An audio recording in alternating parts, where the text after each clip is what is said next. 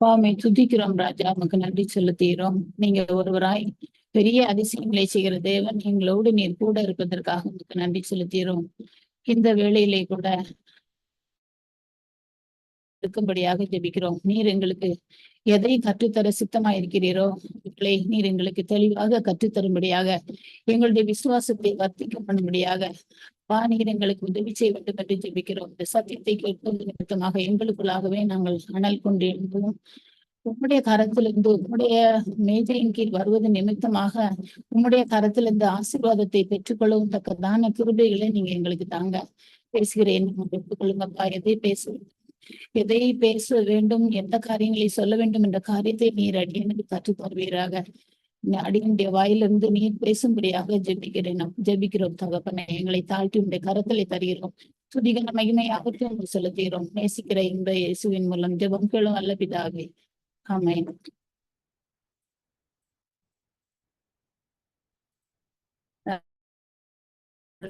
மத்தேயு எழுதின சுவிசேஷம் 15வது அதிகாரத்துல 21ஆம் வசனம் முதல் 39ஆம் வசனம் வரைக்கும் இருக்கிற பகுதியில இருந்து தியானங்களை மேற்கொள்ளலாம் நான் நினைச்சேன். இது எல்லாருக்கும் தெரிந்த ஒரு பகுதி தான். பெரிதாக எதுவும் சொல்றது மாதிரி நான் நினைக்கல. ஆவியானவர் என்ன காரியங்களை நம்ம இடத்துல கற்றுக் கொடுக்க விரும்புகிறாரா சிந்தையோடு நம்ம இருப்போம். இந்த பகுதியில பார்த்தோம்னா ஏசப்பாவுடைய ஊழியத்தின் பாதையை தான் நம்ம பாக்குறோம். எப்பவுமே அவர் ஊழிய பாதையில செல்லும் போது அநேக மக்கள் அவரிடத்துல பலவிதமான தேவைகளோடு அவர்கிட்ட வருவாங்க. ஒரு சிலர் அவரை பின்பற்றணும் அப்படின்னு நினைச்சு கூட வர்றது உண்டு. ஆனா அப்படி வர்றவங்ககிட்ட எல்லாம் அவர் நினைக்கிற என்ன காரியம் அப்படின்னா, அவங்களுடைய ஆர்வம் எப்படி இருக்குது, அவங்க தன்னை தேடி வர்றாங்களே அவங்களுக்கு தன்னை குறித்து மக்கள் என்ன நினைக்கிறாங்க, அவங்களுடைய ஆர்வம் எப்படி இருக்குது அப்படின்னு பார்க்கிறவரா இருக்கிறாரு. எப்ப எல்லாம் அவர்கிட்ட தேடி அவரை பின்பற்றி வரணும்னு நினைக்கிறாங்களோ அந்த சமயங்கள் எல்லாம் அவர் பார்த்தோம்னா, இந்த ஒரு யாராவது வியாதியில பிரச்சனையோடு வரும்போது அவர் உடனே அதற்கு ஓகே சொல்ற மாதிரி தெரியாது. அவங்க விருப்பம் உண்மைதானா அப்படின்னு சரியானதானு பார்க்கிற தேவனா இருக்கிறாரு. மத்தேயு 8ஆம் அதிகாரம் 19ஆம் வசனத்துல பார்த்தோம்னா, அதுல வேத பாரகன் ஒருவன் வர்றாரு. அந்த வேத பாரகன் மத்தேயு 8:19 போதகரே, நீர் எங்கே போனாலும் உண்மை பின்பற்றி வருவேன் அப்படின்னு சொல்றான் அவன். ஆனா ஜீசஸ் என்ன சொல்றாருன்னா, நீ ஏசப்பா அவன்கிட்ட பார்த்து சொல்றாரு, எங்கே போனாலும் பின்பற்றி வருவேன்னு சொல்றீங்க, எனக்கு தலை சாய்க்க கூட இடம் கிடையாது. என்னை பின்பற்றி வந்தேன்னா இரவுல தூங்குறதுக்கு கூட உனக்கு இடம் கிடைக்காது. இப்படிப்பட்ட ஒரு சூழ்நிலையில கூட நீ என்னை பின்பற்றி வர்றியா அப்படின்னு கேட்கிறாரு. அதே பகுதியிலேயே நம்ம பார்க்கும்போது இன்னொரு சீடன் சொல்றான். அந்த பகுதியில அதுக்கு அடுத்த வசனம் நினைக்கிறேன், 22வது வசனத்துல, ஆண்டவரே, முன்பு நான் போய் என் தகப்பனை அடக்கம் பண்ண எனக்கு உத்தரவு கொடுக்க வேண்டும் அப்படிங்கிறான். அதுக்கு ஏசப்பா என்ன சொல்றாருன்னா, மரித்தவங்களை அடக்கம் பண்ணட்டும், நீ என்ன செய்ய, என்ன பின்பற்றி வா அப்படின்னு சொல்லி அவர் சொல்றாருன்னு சொல்லி பாக்குறோம். அதே மாதிரி மக்கள் ஏசப்பாவிட அவருடைய இரக்கத்திற்காக அவருடைய ஹெல்ப்புக்காக வருகிற போதெல்லாம் அவர் டக்குன்னு உடனே ஓகே சொல்லாம சில காரியங்களை அவர் சொல்றத நம்ம பார்க்க முடியுது. உடனே அவங்க சொல்றது வரேன்னா உடனே வான்னு சொல்லல. இந்த மாதிரி ஒரு சிச்சுவேஷன் இப்படி எல்லாம் இருக்குது, நீ என்னை இந்த மாதிரி எனக்கு எப்படி இருக்கு, இப்படி இருக்கிற என்னுடைய சூழ்நிலை போல இருக்கிற நேரத்துல நீ என்னை பின்பற்றி வர்றியான்னு கேட்கிறாரு. இப்படி மக்களை சிந்திக்க வைக்கிறாரு. இப்போ இதுல பாத்தீங்கன்னா அதுல மத்தேயு, அதே மாதிரி மத்தேயு 9வது அதிகாரம் 27வது வசனத்தை பார்க்கலாம். மத்தேயு 9:27.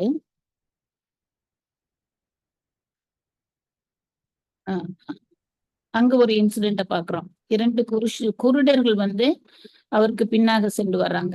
அவருக்கு பின்னால வர்றாங்க. தாவீதின் குமாரனே எங்களுக்கு இறங்கும் அப்படின்னு கூப்பிடுறாங்க. ஏசப்பா வர்றதை பார்த்து தாவீதின் குமாரனே எங்களுக்கு இறங்கும்.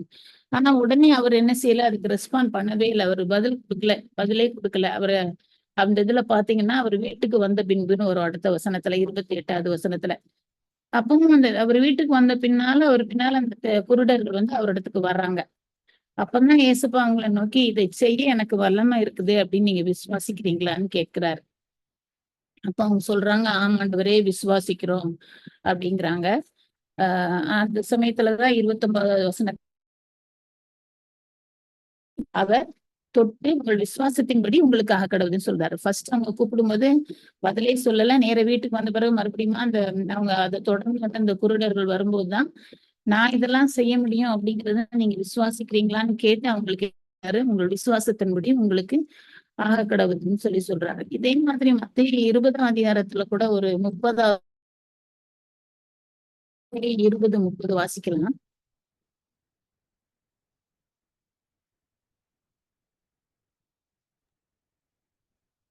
அப்பொழுது வழி அருகே உட்கார்ந்திருந்த 2 குருடர் இயேசு அவ்வழியே வருகிறார் என்று கேள்விப்பட்டு,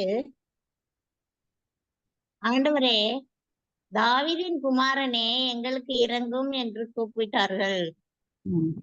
மத்த 20:30 பாத்தீங்கன்னா வழியருகே உட்கார்ந்துருக்காங்க 2 குருடர். இயேசப்பா அங்க வர்றாரு. வந்துகிட்டு வர்ற வேளையில இயேசுவே தாவீதின் குமாரனே எங்களுக்கு இறங்கும்னு கேக்குறாங்க. உடனே ஜீசஸ் வந்து இமீடியட்டா எந்த ரெஸ்பாண்டும் அவர் கொடுக்கவே இல்லை, பதில் கொடுக்கவே இல்லை.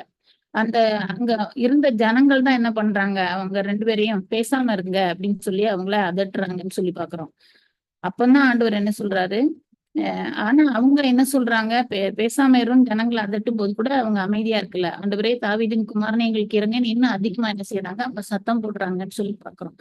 அதற்கு அப்புறம் தான் இயேசப்பா நின்னு அவங்கள தமிழத்துல அழைச்சு, நான் உங்களுக்கு என்ன செய்ய வேண்டும் என்று இருக்கிறீர்கள் என்று கேட்கிறார் அப்படின்னு கேட்கிறாருன்னு சொல்லி பாக்குறோம். இதுல வந்து இது என்னதான் அவருக்கு அவங்க மேல எல்லாம் ஒரு கரிசனை இல்லையா அப்படின்னு சொல்லி நினைச்சோம்னா அப்படிலாம் கிடையாது. அவருக்கு எல்லா மக்கள் மேலும் மனதுக்கம் நிறைந்தவரா தான் இருந்தார். அட் த சேம் டைம் அவர் வந்து அவங்களுக்கு அந்த ஃபெய்த் இருக்குதா அப்படின்னு சொல்லி பாக்குறாரு. நம்மளும் நம்ம ஆண்டவரை நோக்கி எதுவும் ஆண்டவர்கிட்ட கேட்கும்போது நம்மளுக்குள்ள இருக்கிற அந்த விசுவாசத்தை நம்மளுக்குள்ளாக இருக்கிற அந்த விசுவாசத்தை ஆண்டவர் நோக்கி பார்க்கிறவரா இருக்கிறார். அந்த ஃபெய்த் இருக்குதா அப்படின்னு சொல்லி பாக்குறாரு. அவங்களுக்கு உண்மையிலேயே அவங்களுக்கு அந்த டிசையர் இருக்குதா, அவங்களுக்கு விருப்பம் இருக்குதா, சுகமாகணும்னு நினைக்கிறாங்களா அப்படின்னு சொல்லி உண்மையிலேயே அவரை பின்பற்றுறோமா அப்படின்னு சொல்லி பாக்குறத நம்ம பார்க்க முடியுது. உடனே அவர் பதில் கொடுக்கல. ஆனா அட் த சேம் டைம் திருப்பி என்ன செய்யணும்னு கேட்டு அவங்கள குணமாக்குறதா இருக்கிறாருன்னு சொல்லி பாக்குறோம். இயேசுப்பா அவங்க வாழ்க்கையில நம்ம பார்த்தோம்னா அந்த சுவிசேஷங்களை எப்பவுமே அவர் நிறைய அற்புதங்களை அடையாளங்களெல்லாம் செய்யறாரு. ஆனா ஏதோ ஒரு விழா மாதிரி அவர் வந்து போற நேரத்துல அந்த அற்புதங்களை செஞ்சுக்கிட்டே போகணும் அப்படின்னு நினைக்கல. அந்த அற்புதங்களின் வழியாக அவர் அற்புதங்களை செய்தா கூட அந்த அற்புதங்களின் வழியாக ஜனங்கள் தன்னை அறிஞ்சுக்கிடணும், பாவத்துல இருந்து அவங்க மீட்கப்படணும் அப்படிங்கிறது தான் அவருடைய நோக்கமா இருக்குது. ஏதோ அற்புதங்களை செஞ்சுட்டு கடந்து போனோம் அப்படின்னு அவர் யோசிக்கவே இல்லை. பாவத்துல இருந்து மக்கள் மீட்கப்படணும், ஜனங்கள் தன்னை யாருன்னு நினைக்கிறாங்க அப்படிங்கிறத தான் யாரு மேசியா தானா அப்படிங்கிறத அவர்கள் உணர்ந்து கொள்ளணும் அப்படிங்கிறதுக்காக ஜனங்களாகவே அவர் உலாவி வந்து இந்த மாதிரி காரியங்கள் எல்லாம் செய்கிறாருன்னு சொல்லி நம்ம பார்க்கலாம். மத்திய 15:2 நம்ம பார்க்கும்போது அவருடைய மினிஸ்ட்ரிய மத்திய 15:21 மத்திய 15:21 நம்ம பார்க்கும்போது நம்ம என்ன பார்க்கலாம் அப்படின்னா, அவருடைய மினிஸ்ட்ரிய ஜீசஸ் வந்து கலிலேயாவுல உள்ள யூத மக்கள் மத்தியில இருந்துதான் அவர் தொடக்கிறாரு. அட் த சேம் டைம் அங்க இருந்து அவர் போகிற வழியில தீரு சீதோன் பட்டணங்களுக்கு செல்கிறார்னு சொல்லி அந்த வசனத்துல நம்ம பார்க்கிறோம். அந்த தீரு சீதோன் பட்டணங்கள் வழியாக கடந்து அந்த அந்த பகுதிக்கு வரும்போதுதான் ஒரு கானான் எஸ்ரி வர்றா, ஏசப்பாவிட வர்றா. அவ வந்து இந்த கானானியரை நம்ம பார்த்தோம்னா இவங்க வந்து இஸ்ரவேலருக்கு எனிமிஸ். இந்த எகிப்தியர்கிட்ட இருந்து இஸ்ரவேல் ஜனங்கள் எபிரேயர்களை அங்கிருந்து ஆண்டவர் அழைத்து மோசையின் மூலமாக அழைத்து கொண்டு வரும்பொழுது இந்த கானான் தேசத்துல இருக்கிற 7 ஜாதிகளை வந்து அந்த கானான் தேசத்துல இருந்து அவர் துரத்துறாரு. அதுல வந்து இந்த 7 ஜாதிகள் ஒரு ஜாதியினர் அந்த கானானியர். இந்த கானானியர் வந்து இஸ்ரவேலருக்கு ஒரு இனிமைகள் போலதான் இருக்கிறாங்க. எபிரேய ஜனங்களை எகிப்துல இருந்து கொண்டு வரும்போது இந்த கானானியர்கள் இந்த கானான் தேசத்துலதான் இருக்காங்க. இன்னும் அவங்க வந்து அந்த பகுதிகள் எல்லாம் இருக்கிறாங்கன்னு சொல்லி நம்ம பாக்குறோம். அநேகர் அவங்க இஸ்ரவேல் ஜனங்கள் துரத்துனா கூட இந்த கானானியர் அந்த பகுதியில தான் இருக்கிறாங்கன்னு சொல்லி பாக்குறோம். இந்த தீரு சீதோன் அந்த ரீஜியன்ல வரும்போதுதான் இந்த கானானிய ஸ்ரீ வர்றா. இவங்க வந்து கடவுளுடைய மக்களுக்கு இஸ்ரவேல் ஜனங்களுக்கு ஒரு எனிமி மாதிரிதான். இந்த கானானிய ஸ்திரீ வந்து ஏசப்பாவிடம் வர்றா. வந்து அதுல அந்த பகுதியில நம்ம பார்க்கும்போது தாவீதின் குமாரனே எனக்கு இறங்கும் அப்படின்னு சொல்லி கேக்குறா. அவ கூப்பிடுறா. ஆனா நல்லா அதுல அந்த இன்சிடென்ட்ல நீங்க பாத்தீங்கன்னா அவளுக்கு நல்லாவே தெரியுது ஜீசஸ பத்தி. ஜீசஸ் ஒரு மேசியா, உலகத்தை காப்பாற்றுகிறவர், அவர் மீட்கிறவர், அப்படின்னு சொல்லி அவ அறிந்தவளா இருக்கிறா. அவ ஒரு பிரஜாதி குலத்துல இருந்த கானானி ஸ்திரியா இருந்தா கூட அவ வந்து இயேசுவை நல்லா அறிந்திருந்தா. அவர் ஒரு மேசியான்னு அவருக்கு அவ வந்து நம்பினவளா இருந்தா. உம் அப்படின்னு சொல்லி நம்ம பாக்குறோம். அதனாலதான் அவ சொல்லும்போது ஆண்டவரே, என்னுடைய ஆண்டவரே, என்னுடைய மாஸ்டர் அப்படின்னு அவர் வந்து அவ சொல்றா, தாவீதின் குமாரனேன்னு சொல்லி கூட அவ அறிக்கை பண்றா. அவளுக்கு ஒரு தேவை இருந்துச்சு. அவளுடைய ஒரு மகள் பிசாசுனால கொடிய வேதனைப்பட்டு கொண்டிருந்தான்னு சொல்லி பாக்குறோம். ஆனா அந்த கானானி ஸ்திரிக்கு ஏசப்பாவோட நம்ம வரும்போது அவர் மேசியா அவரிடத்துல வந்தா நம்மளுக்கு அவளுக்கு எப்படியும் நம்மளுக்கு கண்டிப்பா அந்த சுகம் கிடைக்கும் நம்ம மகளுக்கு அப்படின்னு சொல்லிடுறது அவளுக்கு தெரிஞ்சிருந்துச்சு. ஆனா இதே மத்திய அதிகாரம் 15வது அதிகாரம் 1வது வசனத்துல பார்த்தோம்னா, இந்த பரிசேயர் வேத பாரகர் வந்து ஏசப்பாவிடம் வந்து ஒரு கேள்வி கேட்கிறாங்க, சீஷர்களை பத்தி குறை சொல்றாங்க. ஆனா இந்த பரிசேயர்களை பார்க்கும்போது பரிசேயர் வேத பாரகர்லாம் வந்து அவங்க வந்து ஜீசஸ் அக்செப்ட் பண்ணிக்கல. அவர் செய்யறதெல்லாம் ஏதாவது குறை கண்டுபிடிக்கிற நோக்கத்தோட தான் இருந்தாங்க. அதே சமயத்துல இந்த அதிகாரத்துல பின்பகுதியில இந்த கானானிய ஸ்திரி பார்த்தோம்னா பிரஜாதி ஆகிய பிரஜாதி இனத்துல இருந்து வந்த மகளா இருந்தா கூட அவ ஜீசஸ் அக்செப்ட் பண்ணிக்கிட்ட ஒரு நல்ல மனப்பக்கம் உடையவளா இருக்கிறான்னு சொல்லி இருக்கிறான்னு சொல்லி நம்ம பாக்குறோம். இப்ப இந்த பகுதிகளை பாத்தீங்கன்னா, இந்த 15வது அதிகாரம் 21 முதல் 28 வரைக்கும் உள்ளதுல அந்த நிகழ்ச்சி, அந்த கானானிய ஸ்திரி நிகழ்ச்சி வருது. இயேசுப்பா வந்து இந்த கானானிய ஸ்திரியிடம் 3 விதமான பதில்களை சொல்றத அந்த இன்சிடென்ட் மூலமா பாக்குறோம். அதுல எடுத்துக்கலாம். 21 முதல் 28 வசனத்துல அவர் 3 விதமான பதில்களை கொடுக்கறத பார்க்கிறோம். ஃபர்ஸ்ட் பாத்தீங்கன்னா,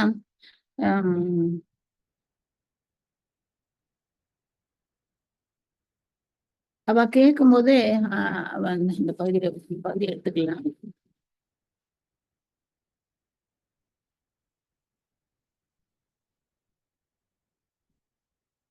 அதுல பாத்தீங்கன்னா பாருங்க, பிசாசினால் கொடிய வேதனைப்படுகிறாள் என்று சொல்லி கூப்பிட்டால் அவளுக்கு பிரதியுத்தரமாக அவர் ஒரு வார்த்தையும் சொல்லல. தன் மகளுக்கு வந்து இப்படி இருக்கிறா அப்படின்னு சொல்லி ஆண்டவர்கிட்ட அவ முறையிடுறா, அவர் சொல்றா.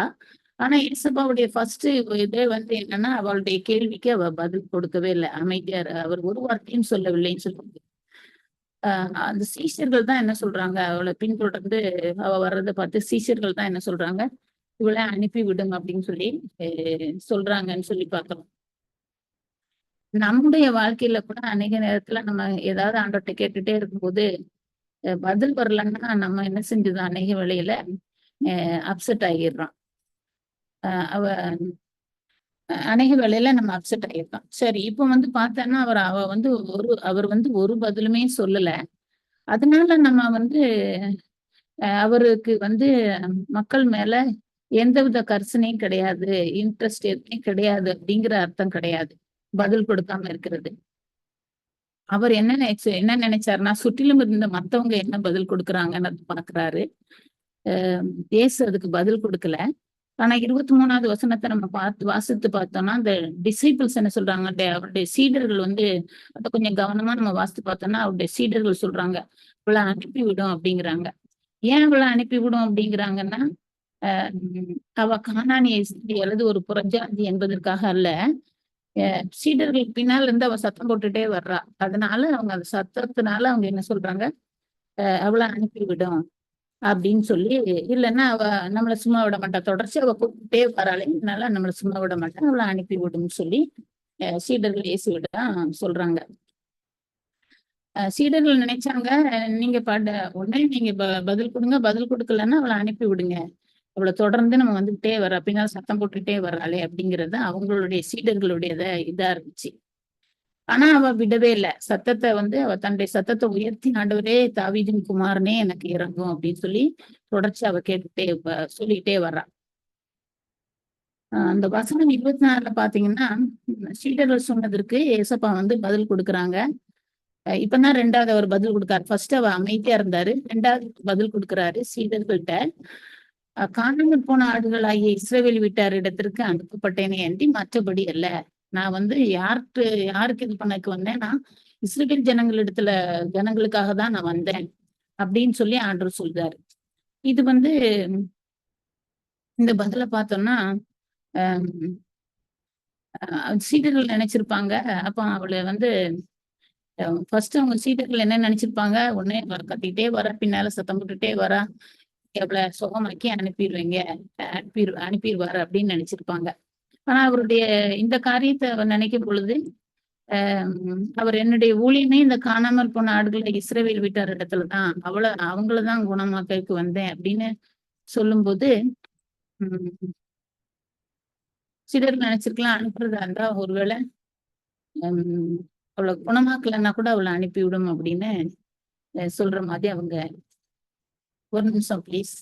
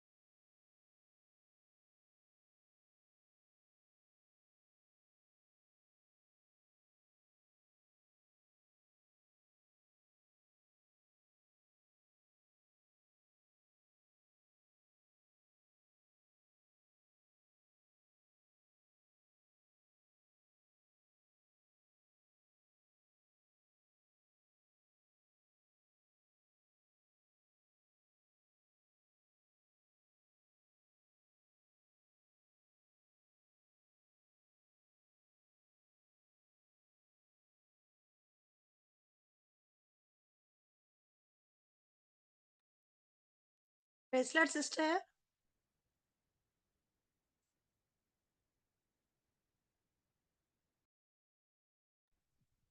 சாரி வீட்டுல ஆள் வந்துட்டேன். சரி மேம். அதுல வந்து ஆண்டவர் வந்து சொல்றாரு, காணாமற் போன இஸ்ரவேல் வீட்டார் இடத்துக்கு அனுப்பப்பட்டேன் என்று, மற்றபடி அல்ல அப்படின்னு சொல்றாரு. சீடர்கள் நினைச்சாங்க இதை குறித்த உடனே, ஒருவேளை அவரு குணமாக்கலன்னா கூட அவளை அனுப்பிவிடும், குணமாக்கலாம் அல்லது குணமாக்காம இருந்தா கூட அனுப்பி விடுங்கிற மாதிரி அவங்க யோசிக்கிறாங்க. ஆனா இதுல பாத்தீங்கன்னா அவ வந்து விடவே இல்லை. வசனம் 25 பார்த்தோன்னா, ஆண்டவரே எனக்கு உதவி செய்யும் அப்படின்னு சொல்லி நேரா வந்து என்ன பண்ணிருந்தா, அவர் காலடியிலே வந்து பணிந்து கொள்றான்னு சொல்லி பாக்குறோம். அவளுக்கு நல்லா தெரியுது ஏசப்பா வந்து அவ பிரஜாதி மகளா இருந்தா கூட அவளுக்கு நல்லா தெரியுது இவர் ஏதாவது ஒரு மேசியா அப்படிங்கிறது நல்லா தெரியுது. மூணாவது அவ விடவே இல்லை. அப்ப திருப்பியும் மூணாவது பதிலா அவர் மறுபடியும் என்ன சொல்றாருன்னா, பிள்ளைகளின் அப்பத்தை எடுத்து நாய்க்குட்டிகளுக்கு போடுகிறது அல்ல, அப்ப போடுகிறது நல்லதல்ல அப்படிங்கிறாரு.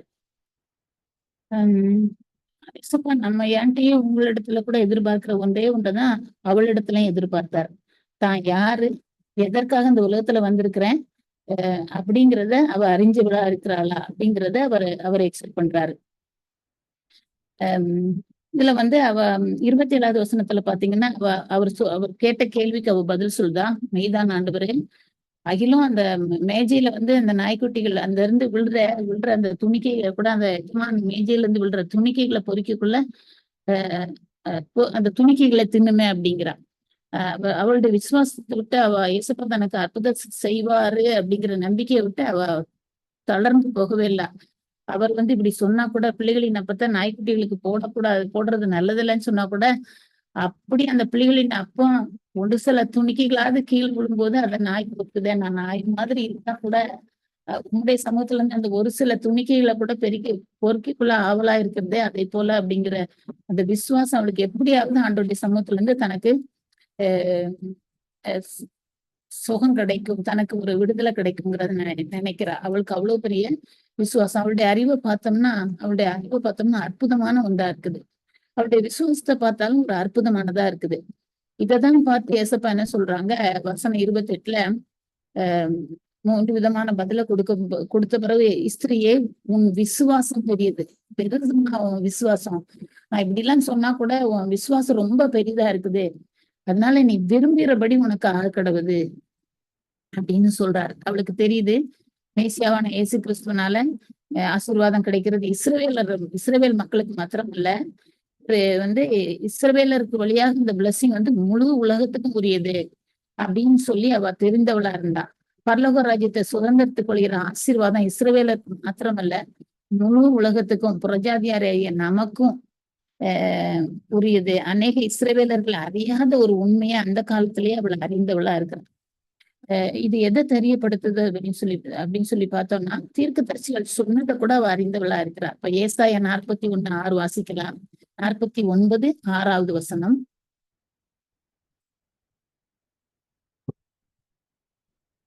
ஏசாயா 49:6.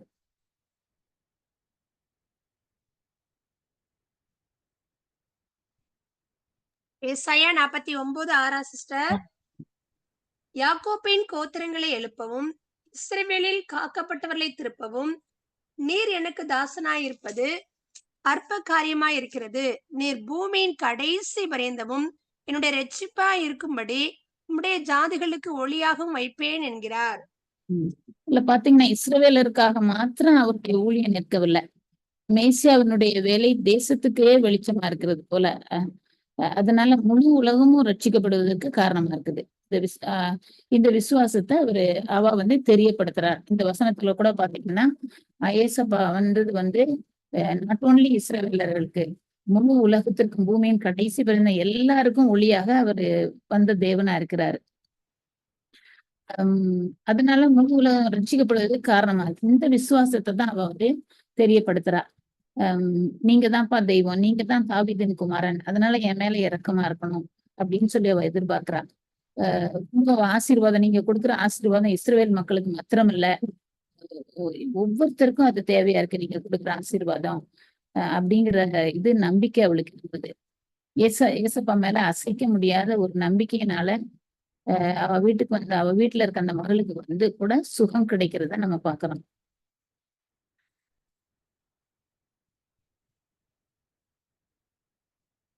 அவளுடைய தேவை என்ன என்று அவ அறிந்திருந்தா, தான் யார் என்பதை அவ உணர்ந்திருந்தா, அவளுக்குள்ளாக இருந்த அந்த அரிய பெரிய நம்பிக்கை விசுவாசம் அவருடைய மேஜைக்கு அருகில இருந்து கூட வர முடிந்ததா, கிடைக்கக்கூடியதா இருந்துச்சு.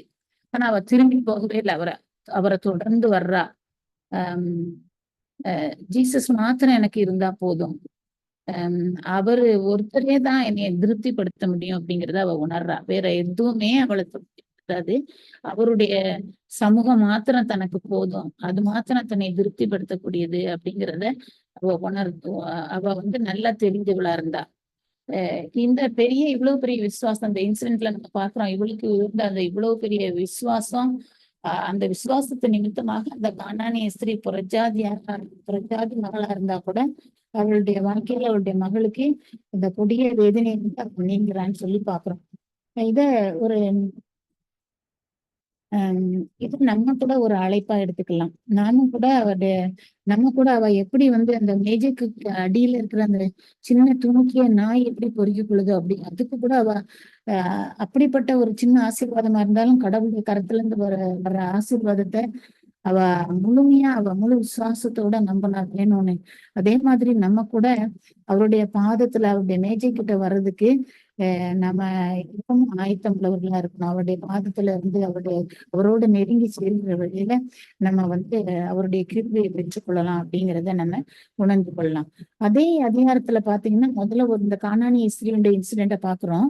அடுத்த இன்சிடென்ட் அதே இதுல பாத்தீங்கன்னா 15ஆம் அதிகாரம் 29, 30, 31 வசனத்துல பாத்தீங்கன்னா கானானிய ஸ்திரீ மகா சுகம் கிடைக்குது, அவருடைய விசுவாசம் பெரிது, நீ விரும்புகிறபடி உனக்கு ஆக கிடையாதுன்னு ஆண்டவர் சொன்னாரு. அடுத்ததுல பாத்தீங்கன்னா அவர் அவிடம் விட்டு புறப்பட்டு கலிலேயா கடல் அருகே ஒரு மலை மேலே ஏறி அங்க உட்கார்ந்தார். அப்ப உட்காரும் பொழுது அங்க நிறைய பேர் வர்றாங்க. யாரா எப்படிப்பட்ட மக்கள்லாம் வராங்க? சப்பானிகள், குருடர், ஊனர் முதலிய திரளான ஜனங்களை கூட்டிட்டு வர்றாருன்னு சொல்லி பாக்குறோம். ஏசுப்பா கலிலேயா கடல் அருகே நடந்து போறாரு. இன்னும் அவர் அந்த புறஜாதியர் வாழ்கிற அந்த பகுதியில தான் இருக்கிறாரு. கலிலேயாவை கடந்து போகல. அவர் வந்து அந்த புறஜாதியார் இருக்கிற அந்த பகுதியிலே தான் இருக்கிறாருன்னு சிஸ்டர். ஹலோ, வாய்ஸ் கொஞ்சம் கரகரன்னு இருக்கு சிஸ்டர். கொஞ்சம் கிளியரா இல்லாத மாதிரி இருக்கு. இப்ப கேக்குதா? கேக்குதா? கேக்குது சிஸ்டர். எப்பமா திடீர்னு செல்ல வேர்டு மட்டும் அப்படி இருக்குது.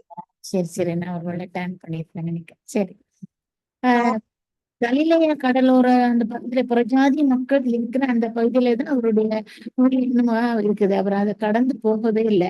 சாப்டர் 16 வரைக்கும் அது 16ஆம் அதிகாரம் வரைக்கும் கூட அந்த புறஜாதிகள் மக்கள் மத்தியில தான் இருக்கிறாருன்னு சொல்லி பாக்குறாங்க. இதே நம்ம மார்க் 7:31 கூட பார்த்தோம்னா தீருசுதான் பட்டணமே எல்லைகளை விட்டு புறப்பட்டு தெக்கப்போலியின் எல்லைகள் வழியாக கலிலேயா கடல் அருகே வந்தார். அந்த தெக்கப்போலி எல்லைகள் அதெல்லாம் கூட அந்த புறஜாதியார்கள் இருக்கிற இடங்கள் தான்.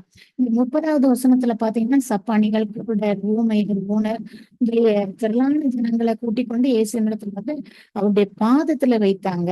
அவருடைய பாதத்துல வைத்து எல்லாருமே என்ன செய்யறாங்க? எல்லாரையும் அவர் என்ன செய்யறாரு? சொஸ்தப்படுத்தினார்னு சொல்லி பாக்குறோம்.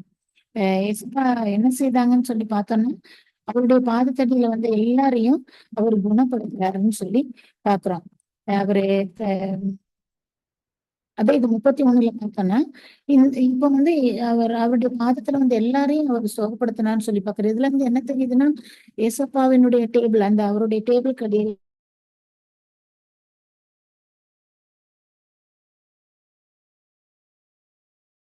ஆண்டவர் நம்மள அவருடைய தேவைகளோடு நம்ம அவருடைய பாதத்துல அவருடைய டேபிள் அண்டையில வரும் பொழுது அவர் நம்மளை குணப்படுத்துகிறவரா இருக்கிறாருன்னு சொல்லி பார்க்கிறோம். 39வது வசனத்துல பாத்தீங்கன்னா மகிமைப்படுத்தினார்கள்னு வருது. இந்த அதிகாரத்துல ஏற்கனவே சொன்ன 1வது வசனத்துல வந்து இஸ்ரவேல் ஜனங்கள் தான், ஆனா அவரை ஏற்றுக்கொள்ளாத ஒரு மக்களா இருந்தாங்க. இஸ்ரவேல் ஜனங்கள் ஜீசஸ் தான் மேசியான்னு அவங்க அக்செப்ட் பண்ணிக்கிடவே இல்லை. ஆனா இந்த 31வது வசனத்துல பார்க்கும்போது பிரஜாதி மக்கள் தான்.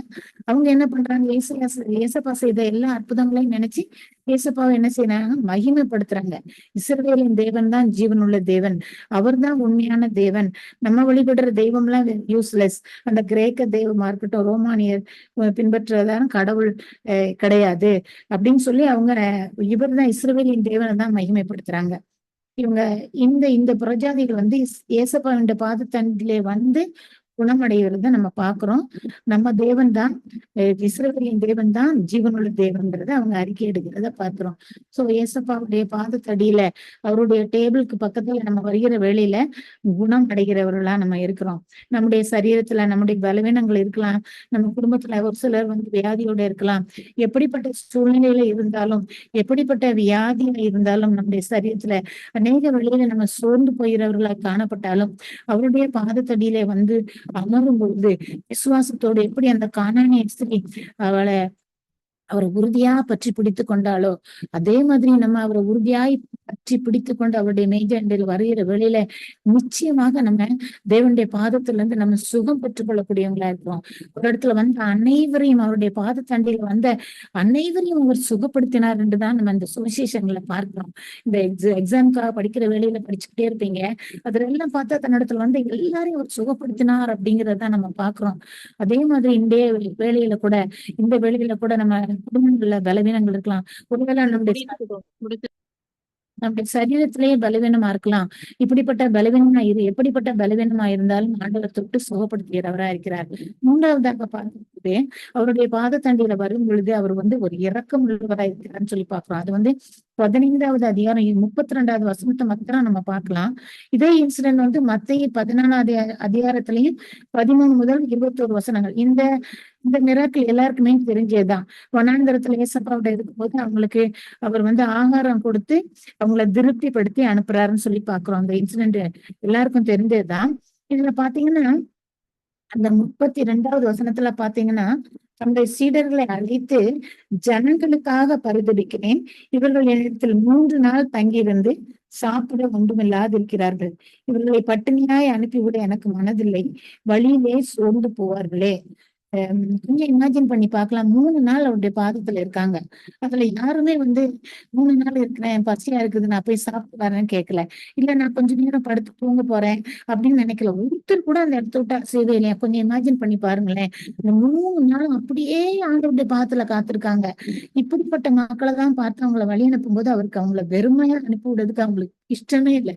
ஐயோ வழியில என் மக்கள் போவாங்களே, வழியில போகும்போது அவங்க வந்து சோர்ந்து போவாங்களே, அவங்க சோர்ந்து போனாங்கன்னா வழியில ஆகாரம் இல்லாம விழுந்து போவாங்களேன்னு நினைச்சு அவங்களை சும்மா அனுப்புறதுக்கு அந்த தேவன் நம்ம ஏசப்பா வந்து விரும்பவே இல்லை. இன்னைக்கு இந்த கால வேளையில கூட நம்ம ஒவ்வொருத்தரையும் பார்த்து நம்முடைய பலவீனங்களை அறிந்த தேவனா இருக்கிறார், நம்முடைய வியாதி அறிந்த தேவனா இருக்கிறார். நம்ம அப்படியே சும்மா விட்டு விடுகிற தேவன் நமக்கு இல்லை. நம்ம வழிபடுகிற தேவன் அவ்வளோ ஒரு கம்பாஷன் உள்ள ஆண்டவர், அவ்வளோ ஒரு இரக்கம் உள்ள தேவன். அன்றைக்கு அந்த ஜனங்களை பார்த்து இந்த வனாந்தரத்துல தங்கியிருந்த மக்களை சும்மா விடுறதுக்கு அனுப்பவே இல்லை. நீங்களே உங்களுக்கு போஜனம் கொடுங்கன்னு சொல்லி வழியில சோர்ந்து போவார்களே அப்படிங்கிற ஒரு மனதுருக்கம் நிறைந்த ஒரு தேவனா பார்க்கிறோம். இந்த 15வது அதிகாரம் 32வது வசனத்துல காட் ஆஃப் கம்பேஷன், அதே இரக்கம் உள்ள ஆண்டவர் தான் இன்னைக்கு நம்ம மத்தியில இருக்கிறார். வழியில சோர்ந்து போக விடாம நம்ம இந்த வனாந்திரமான வாழ்க்கையை போன்ற இந்த வாழ்க்கையில நம்மளை சோர்ந்து போக விடவே மாட்டாரு. நம்முடைய தேவைகளை சந்திக்கிற தேவனாய், நம்முடைய வியாதியை நம்மளை விட்டு நீக்குகிற தேவனாய், நம்முடைய பலவீனங்களை நம்ம விட்டு எடுத்து போடுகிற தேவனாய், ஒரு கம்பாஷன் நிறைந்த ஒரு மனதுருக்கம் நிறைந்த தேவனாய் நம்ம மத்தியில் இருக்கிறார். பாத்தீங்கன்னா அவருடைய பாதத்தாண்டியில வரும்போது நம்மளை திருப்திப்படுத்துகிற தேவனாய், திருப்திப்படுத்தி அனுப்புகிற தேவனாய் இருக்கிறார். இதே அதிகாரத்துலதான் 15 அதிகாரம் 33 முதல் 39வது அதிகாரம் 39வது வசனம் வரைக்கும் பாக்குறோம். அதுல வந்து சோர்ந்து போவார்கள்னு சொன்ன தேவன் தான் நீங்களும் போஜனம் கொடுங்கன்னு சொல்றாரு. ஆனா சீடர்களுக்கு நல்லாவே தெரியும் இது வந்து இவ்வளவு பெரிய கூட்டமான ஜனங்களை வந்து எப்படி அவங்களுக்கு ஆகாரம் கொடுக்க முடியும். 7 அப்பங்கள் தான் இருக்குது, சில சிறு மீன்கள் தான் இருக்குது அப்படின்னு சொல்லி நினைக்கிறாங்க. 37வது வசனத்துல நம்ம பார்க்கும்போது ஜனங்கள் சாப்பிட்டு திருப்தி அடைந்தார்கள் சொல்லி பாக்குறோம். அவர் வந்து அந்த ஜனங்களுக்கு போஷித்தது மாத்திரம் இல்லாம திருப்தி அடையக்கூடிய ஒரு உணவை அவங்களுக்கு கொடுக்கிறாரு. முற்றிலுமாக அவங்க திருப்தி அடைகிறாங்க. மீதியான துணிக்கைகளையும் பெற்றுக்கொள்ள 7 கூடைகள் நிறைய கிடைக்குதுன்னு சொல்லி பாக்குறோம். ஆண்டவர் வந்து நம்முடைய தேவைகளை சந்திக்கிறவர் மாத்திரமல்ல, நம்மளை திருப்திப்படுத்துகிற ஆண்டவர் மாத்திரம் இல்ல, நம்முடைய தேவைக்கு அதிகமாக கூட நமக்கு கொடுத்து நம்மளை ஆசீர்வதிக்கிற தேவனாய் இருக்கிறார். அவங்க பிரஜாதி மக்களா தான் இருந்தாங்க. அந்த பிரஜாதி மக்களும் தேவனிடத்துல இரக்கம் பெற்றுக்கொள்ளக்கூடிய கிருபைகள் கிடைத்தது.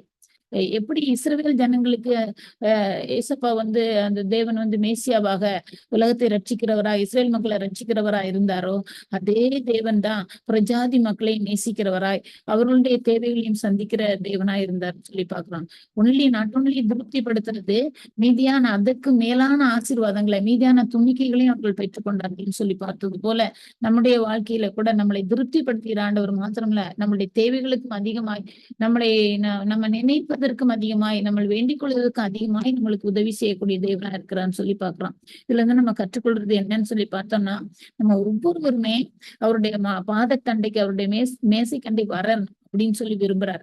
எந்த ஒரு ஆத்துமாவுமே அந்த ரட்சிப்பின் பேதைக்குள்ள வராம இறந்து போய் விடக்கூடாது அப்படிங்கிறது. ஒவ்வொரு ஆத்துமாவையும் தன்னுடைய தன் ஒவ்வொரு தனிப்பட்ட மகனும் மகளும் தன்னுடைய பாதத்தண்டையில வரணும். அப்படி யாருமே இப்படிப்பட்ட அந்த பெரிய சிலாக்கியத்தை இழந்து போகக்கூடாது என்று விரும்புகிற தேவனா இருக்கிறார். அவரிடத்துல நம்ம வரும் பொழுது அவரிடத்துல இருந்து நம்ம இரக்கத்தை பெற்றுக்கொள்கிறோம். அவருடைய டேபிள் கண்டையில வரும்போது நம்மளும் நம்மை நாமே சோதி தெரியவங்களா, நம்முடைய நிலைமைகளை நம்ம அறிந்து, அப்பா நான் ஒன்றும் இல்லை அப்படிங்கிறத நம்ம உணர்ந்து கொள்ளக்கூடியவங்களா இருக்கணும். பவுலப்போஸ்தலன் சொல்றாரு, நான் அப்போஸ்தலர் என்று சொல்வதற்கு கூட தகுதி இல்லாதவன் நம்ம தன்னைத்தானே அவ்வளவா தாழ்த்துறாருன்னு சொல்லி பாக்குறோம். வெளிப்படுத்தின விசேஷத்துல பாத்தீங்கன்னா, வெளிப்படுத்தல் 3வது அதிகாரம் நினைக்கிறேன், லவோதிக்கேயா சபை.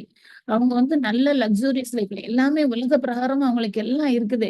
அதனால அவங்க அந்த சபை கடவுளை தேடணும்னு நினைக்கவே இல்லை. அதுதான் ஆசீர்வாதம், அதுதான் ஐஸ்வர்யம் நினைச்சாங்க. அவங்களுடைய இல்லாமை போன்ற அந்த தரித்திர நிலைமைய, கடவுளுக்குள்ள இல்லாத ஒரு நிலைமைய அவங்க யோசித்து பார்க்கவே இல்லை. உலக பிரகாரமான காரியங்களே தங்களுக்கு போதும் என்று, தங்களுக்கு இல்லாத அந்த காரியங்களை, அந்த ஆவிக்குரிய ஆசீர்வாதமான காரியங்கள் இல்லைங்கிறத அவங்க நினைச்சு பார்க்கவே இல்லைன்னு சொல்லி அந்த லவோதிக்கேயா சபையில பாக்குறோம். நம்மளும் இந்த காலை வேளையில அவருடைய மேஜைக்கடியில, அவருடைய பாதத்துக்கடியில வருகிற வேளையில நம்மை நாமே சோதி தருகிறவங்களா, நம்முடைய அபாத்திரம நிலைமையை நம்ம உணர்ந்து அவருடைய பாதத்தடியில வரணும். அப்பா, உன்னுடைய மேஜையின் கீழே உள்ள அந்த துணிக்கையை கூட நாங்க பொறுக்கிக் கொள்ளதுக்கு ஆயத்தமா இருக்கிறோம். அவருடைய கரத்துல இருந்து அப்படிப்பட்ட ஒரு சின்ன ஆசீர்வாதம் கூட நீங்க கொடுக்குற வேலையில அதை பெற்றுக்கொள்வதற்கு நாங்க ஆயத்தமா இருக்கணும். அப்படியே நாமே நம்ம தாழ்த்தி முழுவதுமாக ஆண்டவரிடத்துல அர்ப்பணிச்சு, நம்முடைய இயலாமையை உணர்ந்தவர்களா அவருடைய பாதத்துல அவருடைய கிருபாசன தண்டையில் சேருகிற வேளையில, அப்பா நம்மளை திருப்திப்படுத்துகிற தேவனாய் மாத்திரமல்ல, அதை காட்டிலும் மேலான ஆசீர்வாதத்தை கொடுக்கிற தேவனாய் இருக்கிறான்னு சொல்லி பாக்குறோம். சோ அந்த காலை வேளையில அவருடைய பாதத்தண்டையில வரும் பொழுது அவர் நம்மை குணப்படுத்துகிற தேவனாய் இருக்கிறார். அவர் நம்ம மேல இரக்கமுள்ள தேவனாய் இருக்கிறார் சொல்லி பாக்குறோம். தென் அவர் நம்மை திருப்திப்படுத்துகிற தேவனாய் இருக்கிறான்னு சொல்லி பாக்குறோம். நம்ம அப்படியே நம்மளை நாமே சுய பரிசோதனை செய்து ஆண்டவருடைய பாதத்துல நம்மளை அர்ப்பணிக்கிறோம். அப்ப அவருடைய பாதத்தண்டில இந்த காலை வேளையில வர்றோம்ப்பா. இப்பதான் நாங்க இருக்கிற நிலைமையில அப்படியே வர்றோம்ப்பா அவருடைய சமூகத்துல. அப்படியே நாங்க எந்த நிலைமையில இருக்கோமோ அப்படியே உங்களுடைய சமூகத்துல வர்ற ராஜா, எங்களை ஏற்றுக்கொள்ளுங்கப்பா. எங்களை ஏற்றுக்கொள்ளுங்க. எங்களுடைய தேவைகளை சந்திங்க. நம்ம ஜெபிக்கலாமா? ஜெபப்படலாம். அப்பா, உமக்கு நன்றி செலுத்துகிறோம். நல்லவரே, உம்மை துதிக்கிறோம். நன்மைகள் செய்பவரே, உம்மை துதிக்கிறோம். அப்பா, உமக்கு நன்றி செலுத்துகிறோம். நீர் எங்கள் மேல எவ்வளவு இரக்கம் உள்ளவரா இருக்கிறீர், எவ்வளவு கரிசனை உள்ள தேவனா இருக்கிறீர் அப்பா. எவ்வளவு எங்கள் மேல ஆர்வம் உள்ளவரா இருக்கிறீர் அப்பா. ஒரு ஆத்மாவும் கெட்டு போகக்கூடாது என்று நினைக்கிற எங்கள் தேவனாய் நீர் இருப்பதற்காக உமக்கு நன்றி செலுத்துகிறோம். எங்களுடைய அபாத்திரம நிலைமையோடு நாங்கள் உங்களுடைய பாதத்தண்டையிலே, உங்களுடைய கிருபாசன தண்டையிலே, உங்களுடைய மேஜினுக்குள்ள வருகிறோம் தகப்பனே. நீர் எங்களை உயர்த்தி அழகு பார்க்கிற தேவனாய், அழகு பார்க்கிற தேவனாய் நீர் இருப்பதற்காக உமக்கு நன்றி செலுத்துகிறோம். இந்த வேளையிலே எங்கள் ஒவ்வொருவரையும் ஆண்டவரே நீர் நோக்கி பார்க்கிற தேவனாய் இருப்பதற்காக உமக்கு நன்றி செலுத்துகிறோம். திறந்த மனதோடு உடைய சமூகத்துல எங்கள் ஒவ்வொருவரையும் அர்ப்பணிக்கிறோம். எங்கள் ஒவ்வொருவரையும் ஆண்டவரே உடைய சமூகத்துல அர்ப்பணிக்கிறோம். உடைய கல்வாரி சிலுவை அண்டையிலே எங்களை தாழ்த்தி உடைய சமூகத்துல அர்ப்பணிக்கிறோம். ஒரு விசையாக நீர் இறங்கி எங்கள் ஒவ்வொருவரையும் தொட வேண்டும் என்று ஜெபிக்கிறோம் அப்பா. ஒரு விசையாக எங்களுக்குள்ளாக உடைய ஆவியை அனுப்ப வேண்டும் என்று ஜெபிக்கிறோம். ஒரு விசையாக உடைய காயப்பட்ட கருத்தை நீட்டி நீர் எங்களை தொட வேண்டும் என்று ஜெபிக்கிறோம். நாங்களுமே அறிந்திருக்கிற அறிவுகள் உண்டு ஆண்டவரே, ஆனாலும் நீர் எங்களை தொட வேண்டும் என்று ஜெபிக்கிறோம். நீர் எங்களை தொட்டு நீர் எங்களை கரம் பிடித்து வழிநடத்த வேண்டும் என்று ஜெபிக்கிறோம். இந்த வேளையிலே, இந்த நிமிஷத்துல எங்கள் ஒவ்வொருவரையும் தொட்டு எங்கள் ஒவ்வொருவருடைய சரீரத்திலும் இருக்கிற பலவீனங்கள் எல்லாவற்றையும் நீக்கி போடும்படியாக ஜெபிக்கிறோம் அப்பா. அந்த கானானிய ஸ்திரீ உண்மை விடாமல் பற்றி பிடித்து கொண்டு ஆசீர்வாதத்தை சுதந்திரித்துக் கொண்டாலே, இந்த காலை வேளையிலே, இந்த மத்தியான வேளையிலே நாங்கள் விடாமல் உடைய கரத்தை பற்றி பிடித்துக்கொள்ள எங்களுக்கு உதவி செய்யுங்க. நீர் எங்களை தொடுங்கப்பா. நீங்க எங்களை தொடுங்கப்பா. நீங்க எங்களை தொட்டு சுகமாக்க வேண்டும் என்று ஜெபிக்கிறோம். 2000 ஆண்டுகளுக்கு முன்பதாக இந்த உலகத்திலே நீ சுற்றி திறந்த பொழுது வந்த இடத்துல வந்த வியாதியுள்ள ஒவ்வொரு மக்களையும் நீ தொட்டு சுகப்படுத்தினீர் என்று நாங்கள் வாசிக்கிறோமே. இந்த வேதத்திலே நாங்கள் வாசிக்கிறோமே தகப்பனே. அதே அற்புதங்கள், அடையாளங்கள் இந்த நிமிஷத்துல, இந்த வேளையில எங்களுடைய ஜெப ஐக்கியத்தில் இருக்கிற ஒவ்வொருவருடைய குடும்பத்திலும் நடைபெறும்படியாக ஜெபிக்கிறோம் தகப்பனே. விசேஷமாக உம்முடைய தன்னுடைய பலவீனத்தை பகிர்ந்து கொண்ட அந்த கிரேஸ் மனோகரி அவங்களுக்காக, அந்த அம்மாக்காக உடைய பாதத்துல வருகிறோம் அப்பா. மிகுந்த கண்ணீரோடு உடைய பாதத்துல வருகிறோம் ராஜா. உடைய பிள்ளை பயந்து இருப்பதை அப்பா என் தேவன் நீர் அறிந்திருக்கிறீர். அன்று கானானிய ஸ்திரியின் மகளுக்கு சுகம் கொடுத்த இந்த தேவன் இந்த நிமிஷத்துல, இந்த நேரத்துல உடைய பிள்ளையினுடைய கண்ணீரை தொட்டு, கண்களை நீர் தொட்டு சுகப்படுத்த வேண்டும் என்று ஜெபிக்கிறோம். அந்த 2 குருடர்கள் வந்த வேளையிலே, நான் உங்களுக்கு என்ன செய்ய வேண்டும் என்று இருக்கிறேன் என்று சொல்லி நீ சுகப்படுத்தினீர் அல்லவா? தாவீதின் குமாரனே, நாங்கள் இறங்கும், எங்களுக்கு இறங்கும், உடைய மகளுக்கு இறங்கும் என்று ஜெபிக்கிறோம் அப்பா. ஒரு விசையாக ஒரு மனதோடு உடைய பாதத்திலே வந்திருக்கிற எங்களுடைய விண்ணப்பத்திற்கு இறங்கி உடைய பிள்ளையினுடைய கண்களை நீ தொடுவீராக. மறுபடியுமாக அந்த செக்கப்புக்கு உடைய பிள்ளை செல்கிற வேளையிலே டாக்டர்கள் அதிசயம் என்று உணரும்படியாக, டாக்டர்கள் ஆச்சரியம் என்று சொல்லத்தக்கதாக அற்புதங்களை நீர் இந்த நிமிஷத்துல நீ செய்வீராக, நீ தொடுவீராக. அவன் சொன்னபடி நடக்கும் என்று சொன்னீரே, நீ தொட்டு நீ சுகப்படுத்துவீராகப்பா. உடைய கருத்துல இருந்து நாங்கள் ஆசீர்வாதங்களை பெற்றுக்கொள்கிறோம். உமக்கு நன்றி செலுத்துகிறோம். துதிகன மகிமை யாவற்றையும் உமக்கு செலுத்துகிறோம். நேசிக்கிற இன்ப இயேசுவின் மூலம் ஜெபம் கேளும் நல்ல பிதாவே. ஆமென். ஆமென்.